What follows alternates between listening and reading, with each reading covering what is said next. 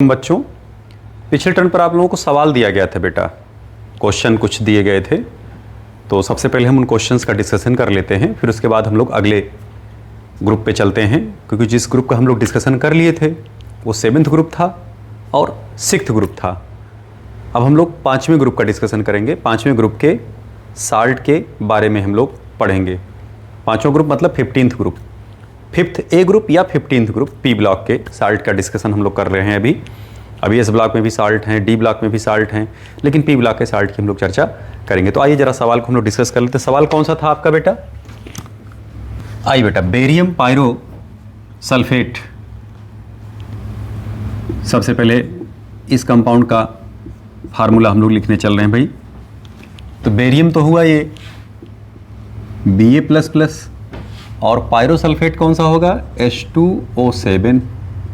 ठीक, तो जब दोनों मिलेंगे इसका जो फार्मूला होगा BaH2O7।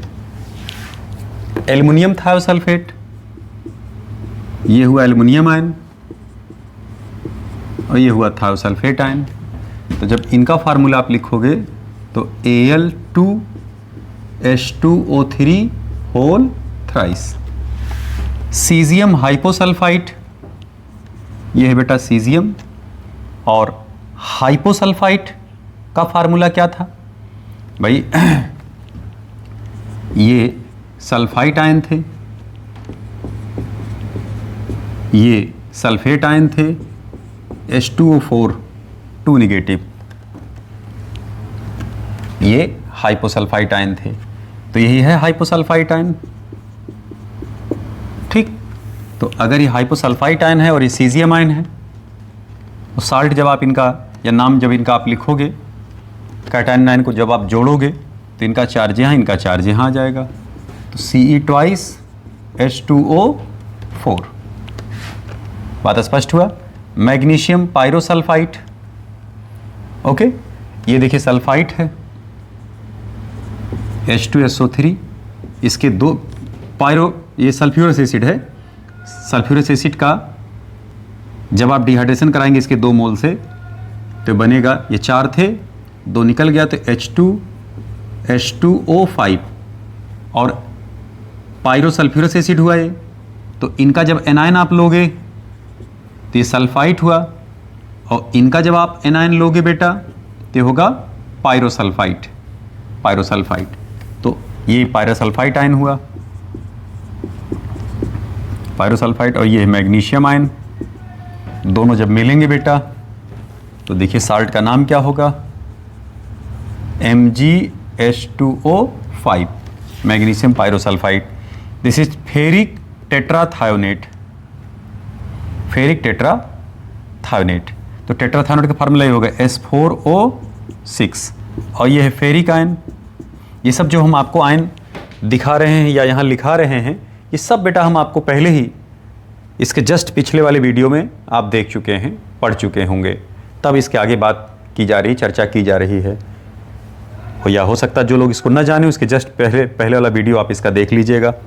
तो जब आप इसका नामकरण करेंगे, फार्मूला इसका बनाएंगे तो Fe2S4O6 होल थ्राइस। ये सब बड़े टिपिकल नेम हैं। जब आप पढ़ रहे हैं तो पूरा पढ़ ही लें। आइए हम लोग अब 5वें ग्रुप में प्रवेश करते हैं बेटा, okay.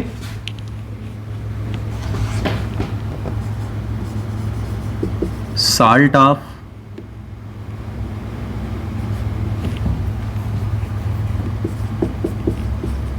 Oxo acids of 5th A group. सबसे पहले हम लोग बात करेंगे बेटा कि 5th ग्रुप में एलिमेंट कौन कौन से हैं। तो नाइट्रोजन, फास्फोरस, आर्सेनिक, एंटीमनी और बिस्मथ। ये तो मेटल का नेचर शो करेगा।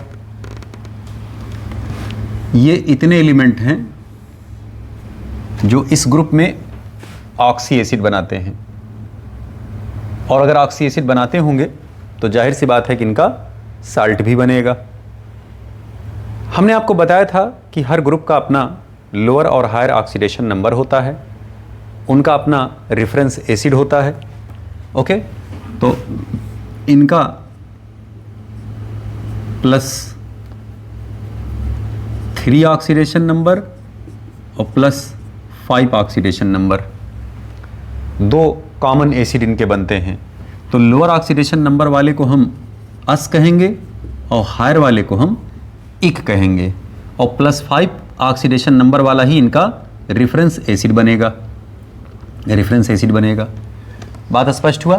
तो सबसे पहले हम लोग आर्सेनिक और एंटीमनी की चर्चा करते हैं, फिर नाइट्रोजन, तब फास्फोरस पर आते हैं। या चलिए एक तरफ से चलते हैं, पहले नाइट्रोजन की ही बात हम लोग कर लेते हैं, ठीक है। तो ये देखना, ये नाइट्रोजन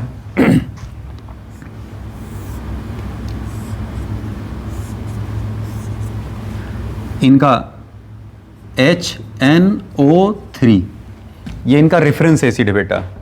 रेफरेंस एसिड को हम क्या कहते थे? इक एसिड कहते थे। कौन सा एसिड कहते थे?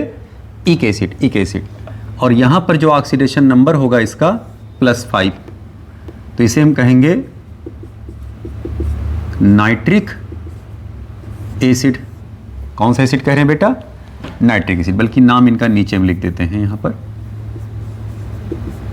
Nitric acid. ओके, एक ऑक्सीजन जब इनसे कम हम लेंगे, तो रेफरेंस एसिड से जब एक ऑक्सीजन कम होता तो उसे हम अस एसिड कहते हैं। तो ये हो जाएगा HNO2। तो इसे हम कौन सा एसिड कहेंगे बेटा? Nitrous acid.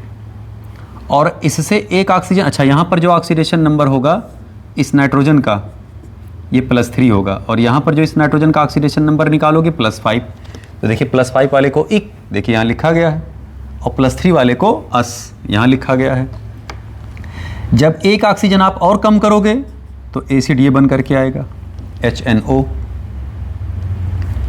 यहाँ पर ऑक्सीडेशन नंबर इसका +1 होगा, ठीक। लेकिन ये HNO डाइमेरिक फॉर्म में एग्जिस्ट करता है, तो आप इसी को ऐसे लिख सकते हैं ट्वाइस, या इसी को आप ऐसे लिख सकते हैं H2N2O2। नाम इसका क्या हुआ? Hypo nitrous acid, hypo nitrous acid. बात स्पष्ट हुआ? अब इन एसिड का जब हम एनायन लेंगे बेटा, तो एनायन इनके एसिड के अकॉर्डिंग लिखा जाएगा। जैसे इक एसिड का जो एनायन होगा वो 8, अस एसिड का जो होगा वो 8, और हाइपोअस का जो होगा उसे हाइपोआइट कहा जाएगा। ओके, तो हम चलिए इनके एनायन की जरा बात कर लेते हैं। H आप हटा दीजिए,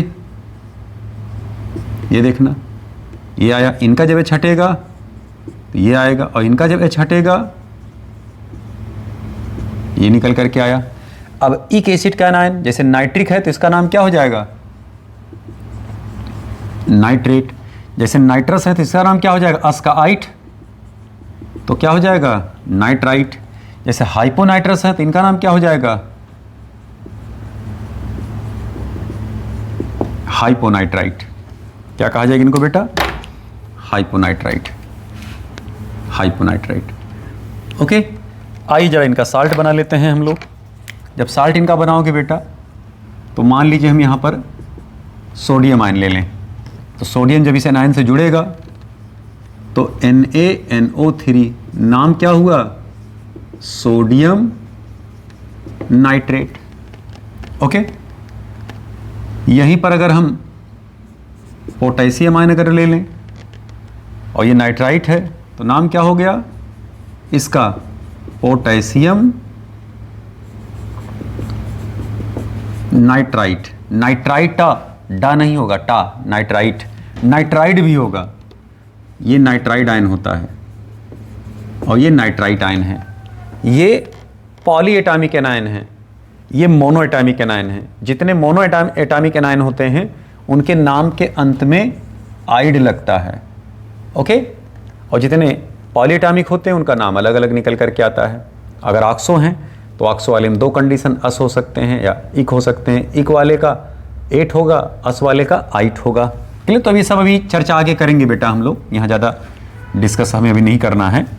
अब हाइपोनाइट्राइट है, यहाँ मान लीजिए आप, चलिए यहाँ पोटेशियम लगा दें तो हो जाएगा K2N2O2। नाम क्या हुआ? Potassium hyponitrite, potassium hyponitrite. बात स्पष्ट हुआ। अब यहीं पर अगर आप मान लीजिए नाइट्राइट है, यहाँ पे आप मैग्नीशियम लगा दें, ठीक है, तो फार्मूला हो जाएगा MgNO2 होल ट्वाइस। इसका नाम क्या हो जाएगा मुन्ना? Magnesium nitride.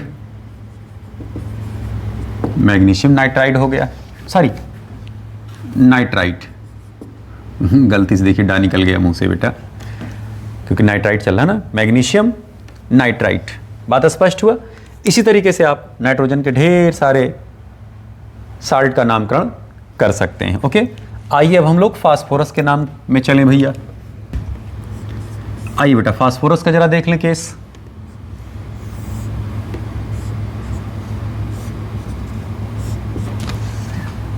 अब इनका जो रेफरेंस एसिड है वो है H3PO4, इसे बोलेंगे phosphoric acid.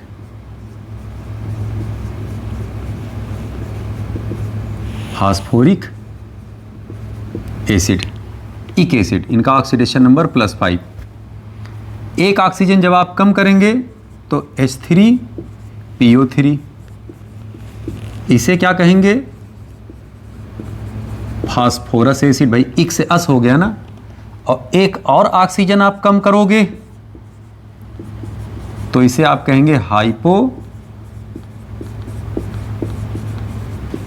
Phosphorus acid. Hypophosphorous acid.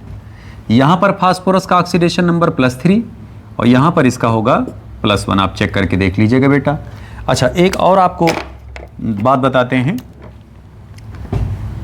इसका एक और नाम है, जैसे ये तो नाम है ही है, इसे कहते हैं ortho phosphoric acid. Ortho term वहां दिया जाता है जहां पर सेंट्रल एटम से 3 OH या उससे ज़्यादा जुड़े होते हैं। जैसे अगर आप इसका स्ट्रक्चर देखें, देखिए स्ट्रक्चर इसका ये बन करके आएगा,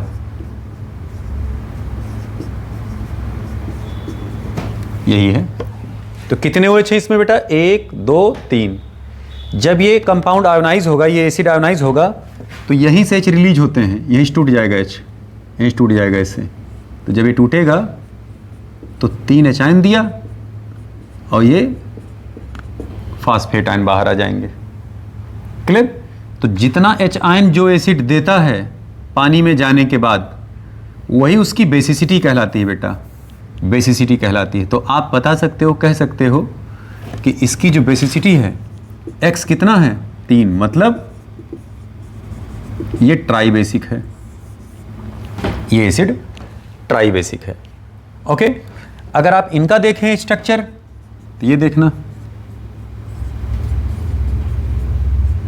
हमने आपको बताया कि जो H ऑक्सीजन से लगा रहता है, ऑक्सो एसिड में जो H ऑक्सीजन से अटैच होता है वही H रिलीज होता है पानी में जाने के बाद। आप कहेंगे साहब वही H क्यों रिलीज होता है? क्योंकि O और H में पोलरिटी है बेटा, यहां पर डिफरेंस ऑफ इलेक्ट्रोनिगेटिविटी ज़्यादा है, यह बांड पोलर है, तो ज़्यादा पोलर होने की वजह से उस बांड के आयोनाइज होने की संभावना ज़्यादा होती है, तो यहीं से बांड टूट जाता है, ऐसे पूरा यहाँ से ब्रेक कर जाएगा। ओके, तो आप बता सकते हैं इसमें कितने OH ग्रुप लगे हुए हैं इसमें बेटा? बोलें, इसमें 2 OH ग्रुप लगा हुआ है। तो जब 2 OH ग्रुप लगा है बेटा, तो इसका X कितना हो जाएगा? 2, मतलब कैसा हो जाएगा? ये डाई बेसिक, ये एसिड डाई बेसिक हुआ। डाई बेसिक मतलब कि 2 मोल ऑफ बेस को ये न्यूट्रलाइज कर सकते हैं, 2 मोल ऑफ OH आयन को चाहिए न्यूट्रलाइज करने के लिए। क्लियर? अब यहां पर अगर आप देखें हाइपोफास्फोरस एसिड का, तो इसका X होता है 1 और ये कैसा होता है बच्चों? मोनोबेसिक। इनका स्ट्रक्चर आप देख सकते हैं, ये स्ट्रक्चर है। देखिए एक है तो OH है ना ग्रुप, क्लियर बात?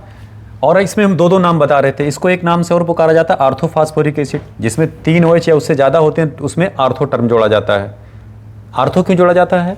मोर hydrated acid is called ortho acid, ortho acid.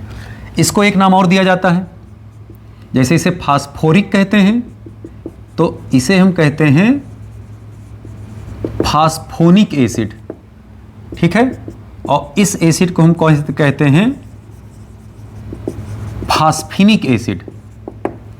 Clear. अभी नीट में सवाल बिफोर लास्ट ईयर पूछा गया था कि फास्फोनिक और फास्फिनिक एसिड में फास्फोरस का ऑक्सीडेशन नंबर क्या क्या है। तो फास्फोनिक में फास्फोरस का ऑक्सीडेशन नंबर +3, फास्फिनिक में फास्फोरस का ऑक्सीडेशन नंबर +1 और फास्फोरिक में फास्फोरस का ऑक्सीडेशन नंबर +5। बात क्लियर हुआ। अब जब ये बात पता चल ही गया है बच्चों कि कौन डाई बेसिक, कौन ट्राई बेसिक और कौन मोनोबेसिक, तो उसी हिसाब से इनका एनायन भी हम लोग बनाएंगे। तो जब ये आयनाइज होगा तो 3H रिलीज किया, ये इसका आयन हुआ।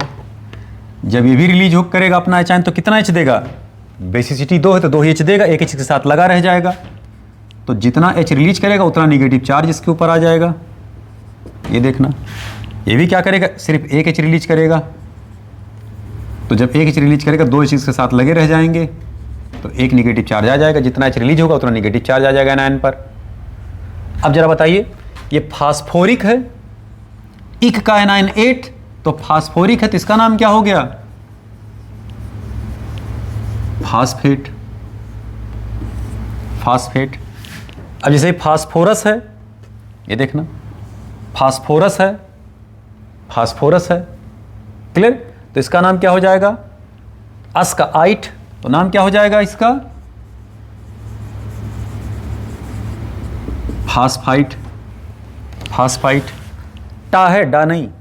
अभी हाइपोफास्फोरस है तो इसका नाम क्या हो जाएगा, हाइपोफास्फाइट।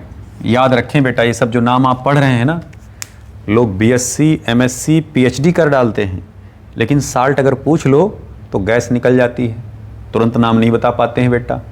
ये जान लें, ये सब इतनी बेसिक बातें आपको सिखाई जा रही, इतनी बेसिक बातें आपको बताई जा रही हैं। ज़्यादातर लोग इस पर डिस्कशन नहीं करते हैं और कहते हैं साहब ये तो सिलेबस से बाहर की बातें हैं, ये तो बहुत छोटी बातें हैं, तो आप शुरुआत के क्लासेस में पढ़ चुके होंगे, ये सब गुरुजी लोग आपके बताए होंगे। गुरुजी लोग अगर बताए होते तो आज सिचुएशन ये ना होती, एक बार हम पढ़ते और सेलेक्ट हो गए होते अब तक। बात समझ में आई। तो खैर हमें ज़्यादा एक्स्ट्रा बातें नहीं करनी है यहाँ पर। ओके, आइए भैया, अब देखना है फास्फेट हुआ, फास्फाइट हुआ और हाइपोफास्फाइट हुआ। फिर बात।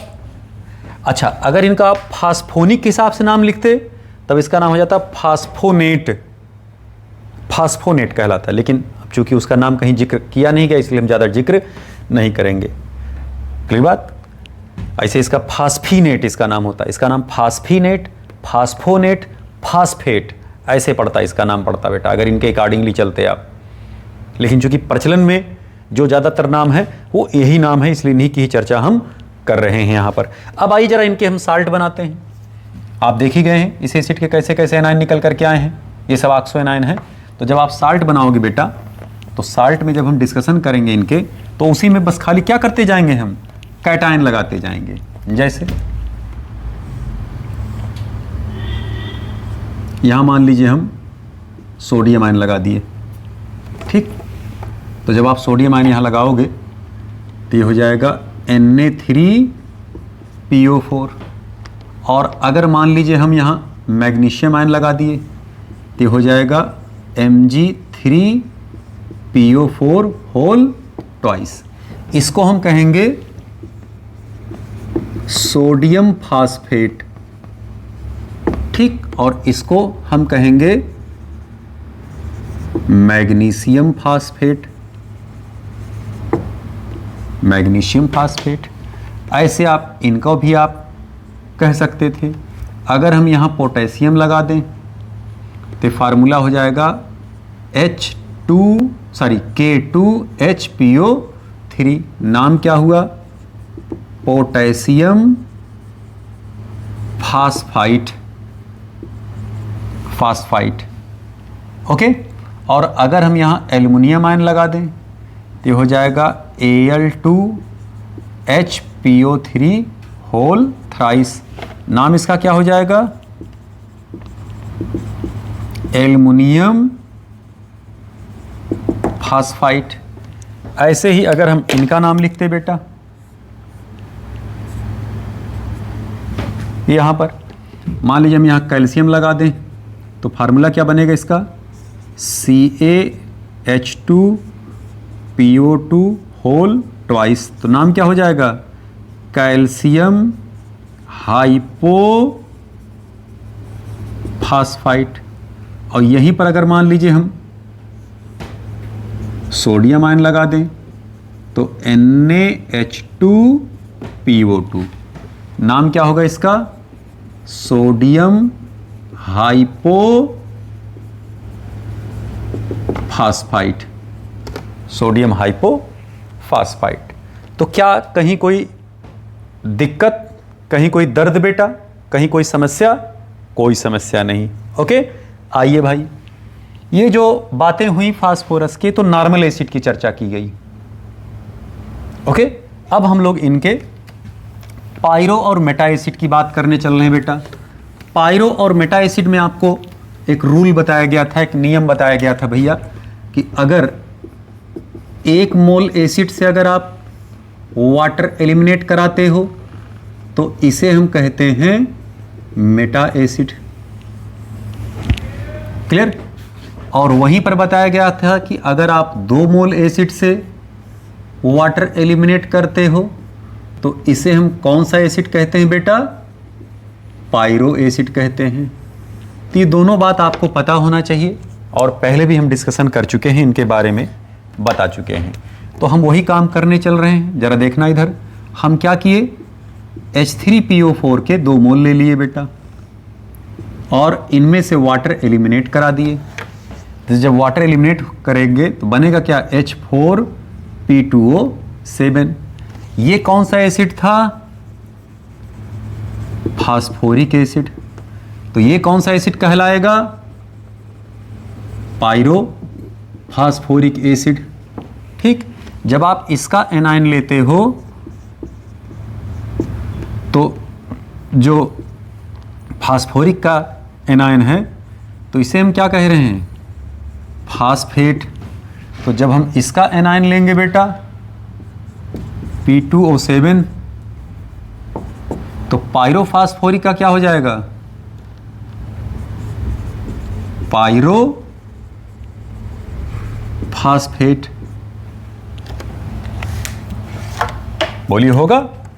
अब यहीं पर अगर हम मैग्नीशियम लगा दें तो फार्मूला होगा Mg3PO4 होल ट्वाइस। नाम क्या हुआ, मैग्नीशियम फास्फेट। यहां अगर हम मैग्नीशियम लगा दें बेटा तो Mg4P2O7 होल ट्वाइस। तो 2 से आप जब इसको काट दोगे, जो कॉमन नंबर्स हैं, मिनिमम बैलेंस कंडीशन में ले जाएंगे, तो Mg2P2O7। नाम इसका क्या होगा बेटा, magnesium pyrophosphate. Magnesium pyrophosphate, magnesium pyrophosphate. तो आप इस तरीके से साल्ट बना ले जाएंगे। अगर इसी का मान लीजिए हमको सोडियम आयन से साल्ट बनाना होता तो Na4P2O7, नाम क्या होता, सोडियम पायरोफास्फेट, सोडियम पायरोफास्फेट। ओके। तो ये तो चर्चा हुआ इनके पायरोफास्फोरिक एसिड की, या पायरोफास्फेट के, या पायरो एसिड की। अगर इनके 1 मोल से आप एलिमिनेट कराते बेटा वो वाटर फास्फोरिक एसिड के, ये देखना जैसे H3PO4 है तो इनके 1 मोल से अगर आप वाटर निकालोगे तो HPO3, ये फास्फोरिक एसिड है, तो इसे हम क्या कहेंगे बेटा, मेटाफास्फोरिक एसिड कहा जाएगा इनको। और इनका जो एनायन होगा ये होगा PO3-, इसे हम क्या कहेंगे बेटा, मेटाफास्फेट, मेटाफास्फेट। अब अगर आप यहां पर सोडियम आयन लगाते हैं तो ये हो जाएगा NaPO3, नाम क्या हुआ, सोडियम मेटाफॉस्फेट। यहां मैग्नीशियम अगर लगा दिए तो MgPO3 होल ट्वाइस। नाम क्या हुआ? मैग्नीशियम मेटाफॉस्फेट। मैग्नीशियम मेटाफॉस्फेट, मैग्नीशियम मेटाफॉस्फेट बेटा इनको कहा जाएगा। ओके, तो इस तरीके से आप यहां पर कैटायन लगाते जाइए, साल्ट का नाम अलग अलग लिखता चला जाएगा, लेकिन रहेगा तो मेटाफॉस्फेट। बस खाली कैटायन के नाम बदलते जाएंगे, कहीं सोडियम, कहीं मैग्नीशियम, कहीं पोटेशियम, कहीं सीजियम, कहीं रुबिडियम, कहीं बेरियम, जो भी आप लगाना चाहेंगे। ओके, तो ये सारी चर्चाएं फास्फोरस के बारे में हुई। आइए थोड़ी बात और करते हैं। आइए भी 2 एटम और बाकी बेटा, जैसे आर्सेनिक का था और एंटीमनी का था। तो जैसे इसको कहते हैं आर्सिनम,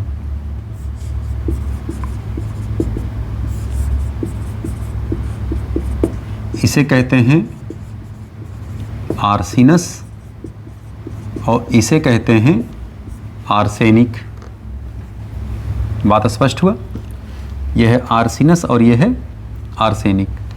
तो इनका अगर आप एसिड देखें तो H3ASO3 और H3ASO4।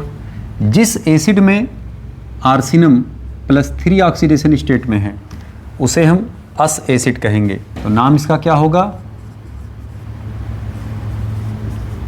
आर्सिनस एसिड। और जिसमें आर्सिनम +5 ऑक्सीडेशन स्टेट में होंगे उसे हम इक एसिड कहेंगे। नाम क्या होगा? Arsenic acid. Arsenic acid, arsenic acid. अब अगर हम इसका एनायन देखें तो ASO3 माइनस माइनस माइनस, तो आर्सिनस का क्या होगा? आर्सिनाइट, आर्सिनाइट। ऐसे आर्सेनिक का आर्सिनेट, ये हो जाएगा आर्सिनेट। बात स्पष्ट हो बेटा? बिल्कुल इसी तरीके से अगर हम एंटीमनी की बात करें, एंटीमनी की बात करें तो ये है Sb, एंटीमनी। अगर Sb +3 स्टेट में है तो इसे हम कहते हैं एंटीमोनस। और अगर एंटीमनी +5 ऑक्सीडेशन स्टेट में है तो इसे हम कहते हैं एंटीमोनिक, एंटीमोनिक। जैसे एग्जाम्पल के तौर पर हम यहाँ पर H3SbO3 लिखें और H3SbO4 लिख दें, यहाँ +3, यहाँ +5, तो नाम इसका क्या हो जाएगा?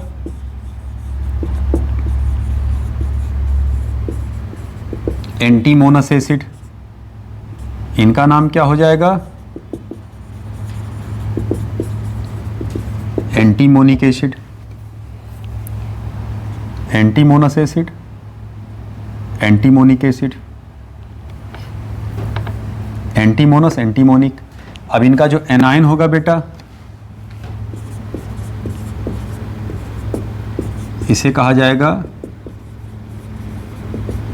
एंटीमोनाइट। इनका जो एनायन होगा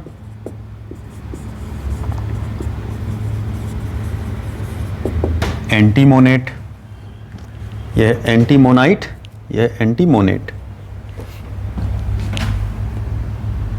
एंटीमोनाइट, एंटीमोनेट। अब इन आयनों को हम यहाँ रख दे रहे हैं। जैसे एंटीमोनाइट है तो यह हुआ SbO3, यह है एंटीमोनाइट, और यहाँ हो जाएगा SbO4, यह है एंटीमोनेट। बात स्पष्ट हुआ? तो 4 आयन हमको प्राप्त हो गए। इन चारों आयनों का अगर हम साल्ट बनाएं तो जैसे हम ऐसे लिखते हैं,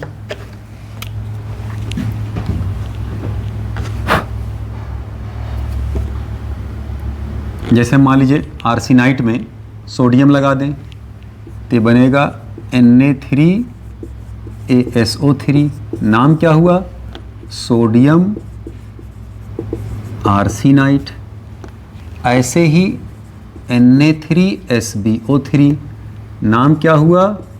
सोडियम एंटीमोनाइट।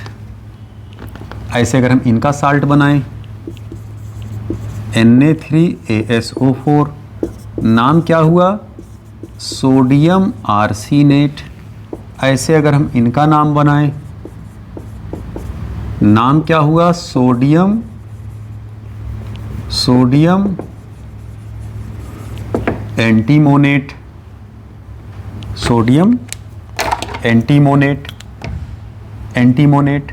बात स्पष्ट हुआ? अब यहीं पर अगर हम मैग्नीशियम लगा दें, ओके, तो फार्मूला क्या होगा? Mg3SbO4 whole twice. अब इसका नाम क्या हो जाएगा बेटा? Magnesium antimonate.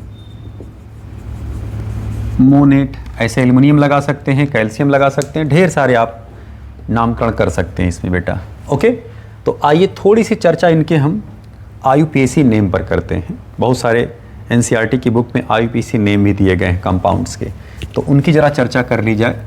इसी में हम बात कर रहे हैं। इसी में क्या, बल्कि वो एक कॉमन बात होगी और सबके लिए एप्लीकेबल होगा, सारे साल्ट के लिए वो एप्लीकेबल होगा। चर्चा हम यहाँ करने चल रहे हैं क्योंकि थोड़ा सा अब हम पढ़ा चुके हैं, तो इतनी हमारी अब अधिकार है कि हम डिस्कशन कर सकते हैं। इतना हमारे पास मैटर तैयार हो गया कि हम लोग डिस्कस कर सकते हैं।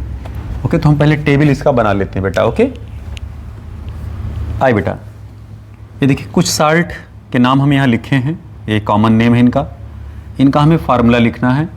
और अगर फार्मूला आपको पता है तो आप IUPAC नेम भी लिख सकते हैं। इस कंपाउंड का IUPAC नेम अगर हमको लिखना, देखिए फेरिक सल्फेट लिखा है, नहीं फेरिक मतलब आयरन किस ऑक्सीडेशन स्टेट में है? +3 ऑक्सीडेशन स्टेट में है। हालांकि पहले हम इसका फार्मूला लिख दे रहे हैं, Fe2SO4 होल थ्राइस।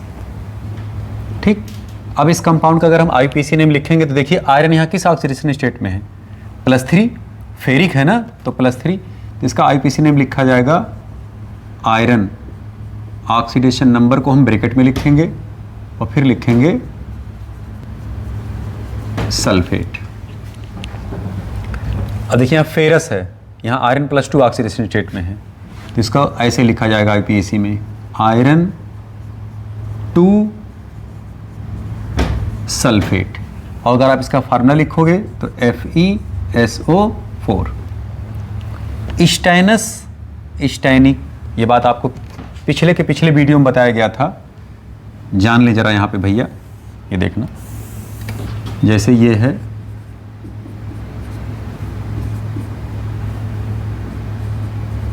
स्टैनिक, ये है स्टैनस, ये है फेरस, ये है फेरिक। कई बात, ये है मर्क्यूरस और ये है मर्क्यूरिक, ये है क्यूप्रस। इसी को चाहे ऐसे लिखो या इसी को आप ऐसे लिख सकते थे, जैसे इसी को आप ऐसे भी लिख सकते थे Hg+, लेकिन चूंकि मरकरी डाइमेरिक फॉर्म में पाया जाता है इसलिए हम इसको ऐसे रिप्रेजेंट करते हैं। इसको आप ऐसे भी लिख सकते थे Cu2++, क्योंकि ये भी इसी रूप में एग्जिस्ट करता है, लेकिन इस रूप में भी पाए जाते हैं ये। और ये है क्यूप्रिक। तो अब जरा ध्यान दें, स्टैनस मतलब Sn+2, ये देखिए यही तो हुआ, और फास्फेट -3, तो इसका फार्मूला हो जाएगा Sn3PO4 होल ट्वाइस। तो इसको टिन कहा जाता है ना नॉर्मली, तो इसको कहा जाएगा टिन। ऑक्सीडेशन नंबर इसका देखिए कितना है बेटा, ये यहाँ 2 और फास्फेट,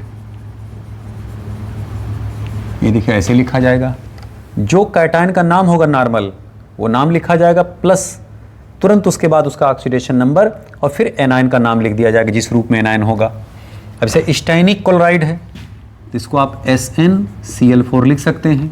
अब स्टाइनिक मतलब टिन, और टिन का ऑक्सीडेशन नंबर यहाँ कितना हो जाएगा, स्टाइनिक का कितना होता है बेटा, देखिए +4, तो टिन 4 क्लोराइड। ऐसे क्यूप्रस आयोडाइड, तो इसको चाहे CuI बोलें या इसी को आप Cu2I2 भी कह सकते हैं, जिस रूप में लिखना चाहें। वैसे इस रूप में ज़्यादा करेक्ट माना जाता है क्योंकि जनरली डाइमेरिक फॉर्म एग्जिस्ट करते हैं बेटा। क्लियर बात। अब अगर इसको आप IUPAC नाम में लिखना चाहते हैं तो इसे कहा जाएगा कॉपर किस ऑक्सीडेशन स्टेट में है, +1, और साथ में क्या लिखा जाएगा, आयोडाइड। ठीक, जैसे क्यूप्रिक नाइट्रेट आप यहाँ लिख रहे हो तो हो जाएगा CuNO3 होल ट्वाइस, ये हो गया कॉपर 2 नाइट्रेट। मर्क्यूरस क्लोराइड, तो इसको आप ऐसे लिख सकते हो HgCl, या इसी को आप ऐसे लिख सकते हो Hg2Cl2, ये नाम ज़्यादा करेक्ट है।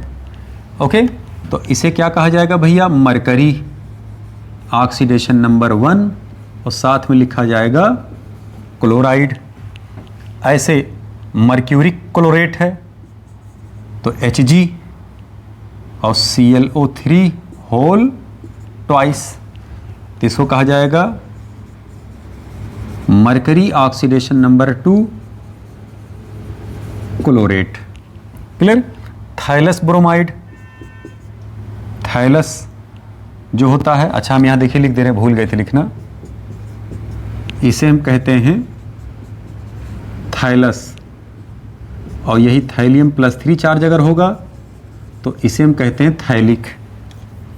ओके, ये सब कैटायन के नाम याद हो जाएंगे आपको धीरे धीरे सब, जहाँ आवश्यकता पड़ेगी हम आपको लिखाते रहेंगे, बताते रहेंगे। थाइलस ब्रोमाइड तो TlBr, और थाइलिक ब्रोमाइड TlBr3। क्लियर। अब इसका नाम अगर हम IUPAC में लिखेंगे, थाइलियम ऑक्सीडेशन नंबर 1 ब्रोमाइड, इसका नाम हो जाएगा थाइलियम IUPAC 3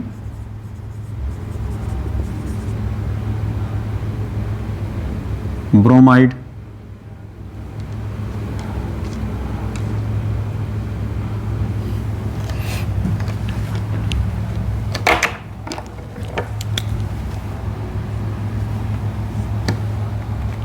बात स्पष्ट हो बेटा। तो ये सब कॉमन नेम है, IUPAC नेम है, और ये फार्मूला है। बात स्पष्ट हुआ, क्लियर हुई बात बेटा। तो ये ऐसा नहीं कि खाली पांचों ग्रुप की ही चर्चा हो रही, पांचों ग्रुप की ही बात हो रही बेटा। किसी भी साल्ट के लिए, किसी भी कंपाउंड के लिए आप ये नामकरण कर सकते हैं, अप्लाई कर सकते हैं। बात स्पष्ट हुआ। आइए इसके अगले ग्रुप में हम लोग प्रवेश करते हैं। आइए बेटा, salt of oxy acids of 4th A group, salt of oxy acids of 4th A group।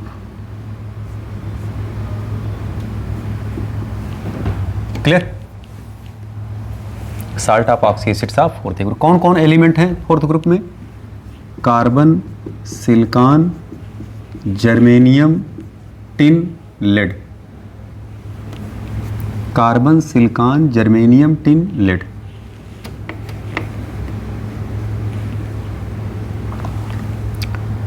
इनमें से अगर देखा जाए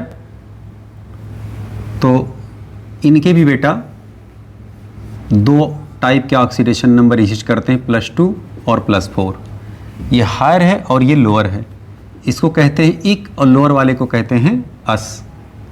याद रखें, ये जो दोनों हैं ये अपने +4 ऑक्सीडेशन नंबर वाला एसिड बनाते हैं, और ये जो तीनों हैं ये +2 और +4 दोनों ऑक्सीडेशन नंबर के बनाते हैं एसिड, तो ये हायर ऑक्सीडेशन नंबर ही शो करते हैं, तो इनका हायर ऑक्सीडेशन नंबर का एसिड हम बनाते हैं। जैसे H2CO3 +4 ऑक्सीडेशन नंबर, तो +4 वाले को क्या कहेंगे? इक, तो नाम क्या हुआ? Carbonic acid. अगर आप इसका एनायन निकालें तो क्या हो गया बेटा? कार्बोनेट। ऐसे H4SiO4, ठीक है। यहां पर भी देखिए सिलिकॉन +4 ऑक्सीडेशन नंबर में है, इसे क्या कहा जाएगा?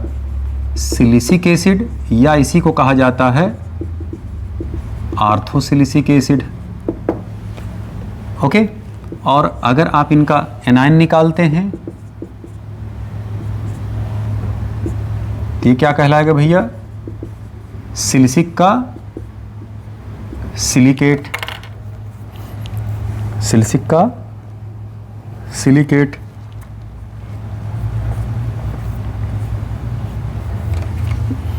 सिलिसिक का सिलिकेट, क्लियर। तो अब अगर हम इनका साल्ट बनाएं, साल्ट, तो साल्ट देखें जरा बेटा इनका। जैसे यहाँ सोडियम आयन हम लगा दें तो Na2CO3, नाम क्या हो जाएगा मुन्ना? Sodium carbonate. ऐसे अगर हम इनमें पोटेशियम लगा दें तो K4SiO4, नाम क्या हो जाएगा बेटा? पोटेशियम सिलिकेट, या कह सकते हैं पोटेशियम आर्थोसिलिकेट। आर्थोसिलिकेट, आर्थोसिलिकेट। बात स्पष्ट हुआ? पोटेशियम आर्थोसिलिकेट, यह है सोडियम कार्बोनेट, पोटेशियम आर्थोसिलिकेट। ऐसे आप यहाँ अगर मान लीजिए एल्युमिनियम आयन लगा दें, ठीक है, तो हो जाएगा Al4SiO4 होल थ्राइस। तो नाम क्या हो जाएगा? Aluminium orthosilicate, aluminium orthosilicate. ऐसे यहाँ पर भी आप एल्युमिनियम लगा सकते थे, तो एल्युमिनियम कार्बोनेट बनता बेटा। ओके। तो ये सब इनके एनायन हैं। ये एक एनायन आपको यहाँ मिला, एक एनायन है सिलिकॉन का यहाँ मिला। आइए इसी 4th ग्रुप में ही हम लोग और एलिमेंट हैं उनको भी ज़रा देख लें बेटा हम लोग फटाफट। अच्छा, यहाँ पर जो ये H4SiO4 है, इस आर्थो एसिड के 2 मोल हम लोग ले लेते हैं और वाटर एलिमिनेट करा देंगे, तो फार्मूला क्या बनकर के आएगा बेटा? H6Si2O7। ये है सिलिसिक एसिड, तो इसका नाम क्या हो जाएगा? Pyro silicic acid. क्लियर। अगर हम इसका एनायन निकालें तो सारे H हटा दीजिए, Si2O7, तो ये हो जाएगा पायरो सिलिकेट। अगर हम यहाँ सोडियम लगा दें तो Na6Si2O7, नाम क्या हुआ? Sodium pyro silicate, sodium pyro silicate, sodium pyro silicate. Okay, sodium pyro silicate, sodium pyro silicate. बात स्पष्ट हुआ? तो इस तरीके से आप इनके पायरो एसिड भी बना सकते हैं। ये उनके पायरो एसिड के एनायंस हैं बेटा। ओके, आइए जरा अगला देखें बेटा।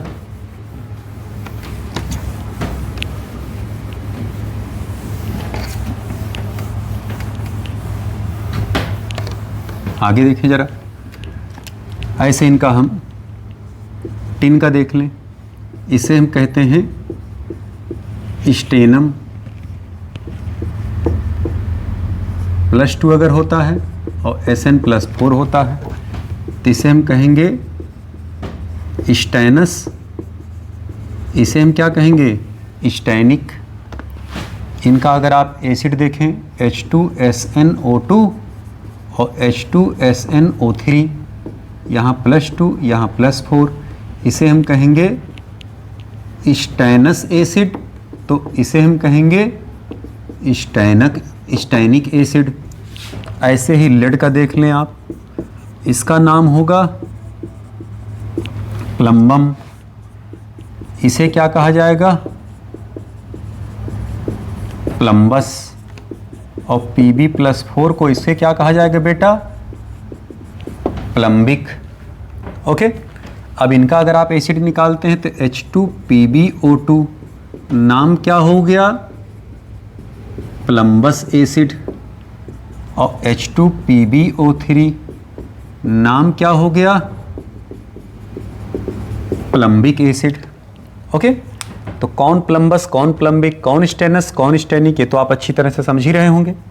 ओके, आइए जरा अगला देखें जरा भाई, यह है स्टेनस एसिड। इनका अगर आप एनायन ले लें तो SnO2 2 निगेटिव, इनका अगर आप एनायन ले लें तो SnO3 2 निगेटिव, इनका अगर आप एनायन ले लें तो PbO2 2 निगेटिव, इनका अगर आप एनायन ले लें तो PbO3 2 निगेटिव। स्टेनस का एनायन जो होगा वो स्टेनाइट, और स्टेनिक का जो होगा वो स्टेनेट। प्लम्बस का जो होगा ये प्लम्बाइट, और इसको क्या कहेंगे बेटा प्लम्बेट। ओके, अब अगर हम इनका साल्ट जरा बना लें बेटा, ये देखना, अगर हम इनका साल्ट बनाएं तो हम यहाँ पर सोडियम आयन लगा दे रहे हैं तो बनेगा Na2SnO2, यहाँ पर भी हम सोडियम आयन लगा दे रहे हैं Na2SnO3, यहाँ कोई भी आयन लगा सकते हैं बेटा, मैग्नीशियम एल्युमिनियम स्टैनिक कुछ भी आप यहाँ लगा सकते हैं। ओके, उसी के अकॉर्डिंग उसका नाम लिखा जाएगा। ये तो खाली सिंपल इसलिए मैं आपको दिखा रहा ताकि आप जान लें चीज़ों को, बहुत डिटेल में हमें नहीं एंट्री करनी है। सोडियम आयन हो गया, यहाँ पर भी सोडियम आयन हो गया, ये हो जाएगा Na2PbO2 Na2PbO3। ओके, इसका नाम हो जाएगा बेटा सोडियम स्टेनाइट, सोडियम स्टेनेट, इसका नाम हो जाएगा सोडियम प्लम्बाइट, इसका नाम हो जाएगा सोडियम प्लम्बेट, इसका नाम हो जाएगा सोडियम प्लम्बेट। तो ये सब स्पष्ट हुआ बेटा, बिल्कुल एकदम क्लियर। ये देखिए सारे इसके एनायन हो गए, ये इनके साल्ट हो गए। किस एसिड से एनायन आए उस एसिड को भी आप दर्शन कर लिए। तो कौन कौन सा ग्रुप आपने देखा बेटा, 5वां ग्रुप देखा, चौथा ग्रुप आपने देखा। अब हम लोग आते हैं तीसरे ग्रुप में, थर्ड ग्रुप में बेटा। थर्ड ग्रुप में देखिए boron aluminium gallium indium thallium है। ओके, तो इनका जो लोअर ऑक्सीडेशन स्टेट होगा वो +1 और जो हायर ऑक्सीडेशन स्टेट होगा वो +3। इसे हम कहेंगे अस, इसे हम कहेंगे इक। बात ऐसा स्पष्ट हुआ, जैसे Tl+, तो इसे कहेंगे थाइलस, Tl+3 तो इसे कहेंगे thallic, indous indic, gallous gallic, aluminous aluminic, borous boric. लेकिन इनके लोअर वाले ऑक्सीडेशन नंबर नहीं बनते। लोअर ऑक्सीडेशन ये हमेशा हायर ऑक्सीडेशन नंबर स्टेट में पाए जाते हैं, +3 में ही एग्जिस्ट करते हैं। ये जो तीनों हैं ये क्यों लोअर और हायर में पाए जाते हैं, ध्यान रखें, क्योंकि इसमें इनर्ट पेयर इफेक्ट पाया जाता है। अभी हम आगे डिस्कस करेंगे, जब केमिकल बॉन्डिंग पढ़ाएंगे तो वहाँ इनर्ट पेयर इफेक्ट डिस्कस करेंगे बेटा। क्लियर? तो पहले बोरान का जरा हम देख लें, H3BO3 किस ऑक्सीडेशन स्टेट में है, +3 ऑक्सीडेशन। इसे हम कहेंगे बोरिक एसिड या इसे हम कहेंगे आर्थोबोरिक एसिड। क्लियर बात।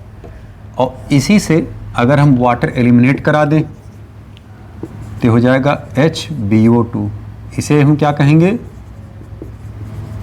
मेटाबोरिक acid. Metaboric acid, metaboric acid. अगर हम इसका एनायन लें बेटा तो हो जाएगा बोरेट, या इसे आप कह सकते हैं आर्थोबोरेट। अगर हम इसका एनायन लें तो BO2 माइनस, इसे हम क्या कहेंगे, मेटाबोरेट। बिल्कुल ऐसे आप यहाँ एल्युमिनियम लेंगे तो एल्यूमिनिक एसिड कहलाएगा, और उसका जो एनायन होगा AlO3 माइनस, इसे हम क्या कहेंगे, एल्यूमिनेट, या कह सकते हैं आर्थो एल्यूमिनेट। ऐसे AlO2 माइनस बनेगा, इसे हम क्या कहेंगे, मेटा एल्यूमिनेट। ओके, तो हमारे पास अगर देखा जाए बेटा तो ये दो ये एनायन और दो ये कॉमन एनायन, 4 एनायन आ गए। इस थर्ड ग्रुप के जो कॉमन है, हम इनकी चर्चा इसलिए नहीं कर रहे क्योंकि उतना ज़्यादा ये पूछे नहीं जाते हैं। आप कहेंगे तो हम डिस्कस कर सकते हैं, ऐसी बात नहीं है। अब इनके हम साल्ट का नामकरण जरा कर दें बेटा।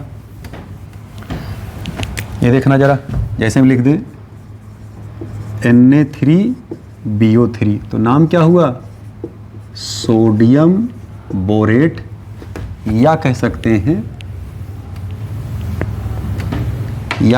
हैं सोडियम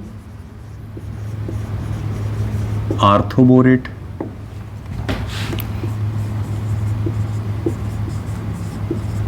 Na3LO3, सोडियम एल्यूमिनेट, या कह सकते हैं सोडियम आर्थो एल्यूमिनेट। ऐसे NaBO2, सोडियम मेटाबोरेट, और NaAlO2, नाम क्या होगा, सोडियम मेटा एल्यूमिनेट। याद रखें बेटा कि ऑक्सीडेशन नंबर में कोई परिवर्तन नहीं होगा, सब में यहाँ भी +3, यहाँ भी +3, यहाँ भी +3, यहाँ भी +3 ऑक्सीडेशन नंबर। क्यों? क्योंकि हमने बताया था कि कभी अगर आप एसिड से वाटर एलिमिनेट करेंगे तो ऑक्सीडेशन नंबर पर कोई प्रभाव नहीं पड़ता बेटा। ओके, तो ये बातें थी थर्ड ग्रुप की। ओके, अब हम बातें हाइड्रा एसिड की करेंगे। ये जितनी बातें हुई ये ऑक्सो एसिड की हुई, ऑक्सो एसिड के साल्ट की हुई। अब हम लोग हाइड्रा एसिड और उसके साल्ट की चर्चा करेंगे। ये बात हम नेक्स्ट लेक्चर में डिस्कस करेंगे। ओके, आज के लिए बेटा बस यहीं तक। Thank you.